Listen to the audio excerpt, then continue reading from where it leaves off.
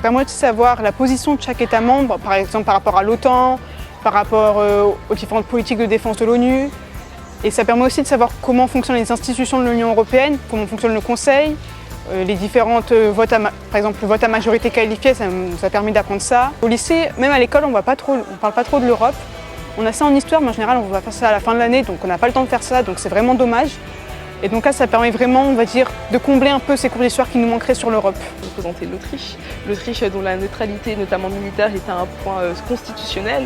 Et du coup, durant cette simulation, j'ai vraiment dû défendre ce point-là. C'est-à-dire que j'ai expliqué aux autres pays membres en fait, que moi, grâce à ma constitution, en fait, mon pays il arrive quand même à déployer plus de mesures, notamment dans les facteurs qui aident à construire la paix. Plutôt qu'à s'y défendre, du coup tout ce qui est lié à l'éducation, les systèmes de santé. Et du coup j'ai dû mettre en valeur ces points-là.